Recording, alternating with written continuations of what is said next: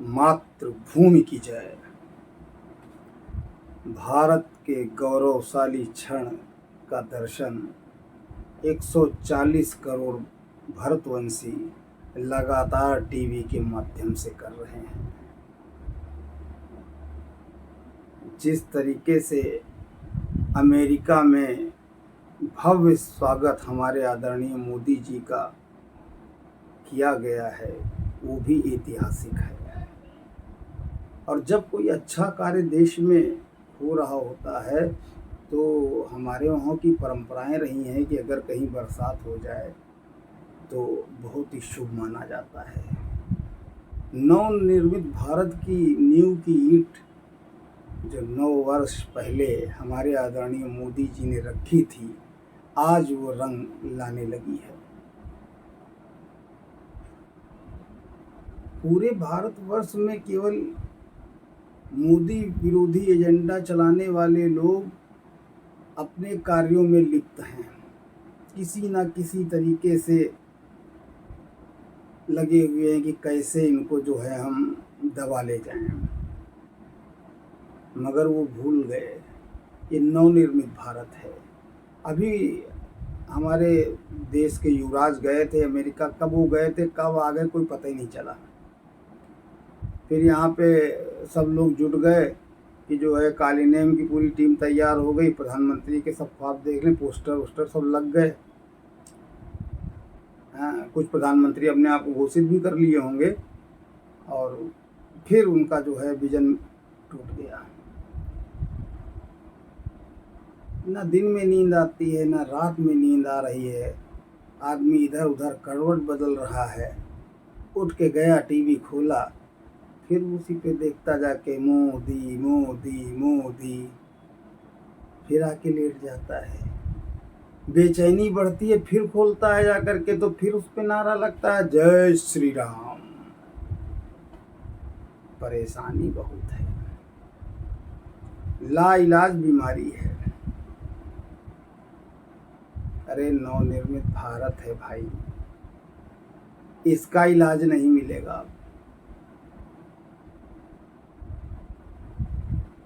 क्योंकि विश्व में भी भगवा की आहट दिखाई पड़ रही है और वर्ल्ड ऑर्डर चेंज होना ही है। भारत को शक्तिशाली भारत, नवनिर्मित भारत बनना तय है। कालखंड की गति को रोका नहीं जा सकता है और वो रुकने वाला भी नहीं है। अभी जिन लोगों के मन में भ्रम था हमारे आदरणीय मोदी जी के प्रति, वो भी धीरे धीरे टूटता हुआ नजर आ रहा है। रेत की महल की तरह ढह गया है और सब समझने लगे हैं कि आने वाले कल में अब इसे रोका नहीं जा सकता। हमारे वहाँ जो प्राचीन परंपराएं थी उसको किस तरह से निर्वहन कर रहे हैं हमारे महानायक, ये देखने योग्य है। हीरा चंदन का बॉक्स दिया और पूरे विश्व के वास हो गए। 10 चीज़ों का दान कर दिया गया। दान क्या, हमारे वहाँ परंपरा थी, जब कोई जाता था कहीं पर तो कुछ न कुछ जो वहाँ का फेमस चीज़ होती वो ले जाते थे। जब निकलने लगते थे बच्चों को भी कुछ 10, 20, 50 रुपया पकड़ा देते थे। अब तो सब कुछ सालों से देख रहे थे, इतना गरीब हो गए कि जेब से पैसा नहीं निकलता था। देना तो छोड़ दो, केवल एक ही काम सीखा गया, लेना। मगर हमारे आदरणीय मोदी जी ने फिर पुरानी परंपराओं को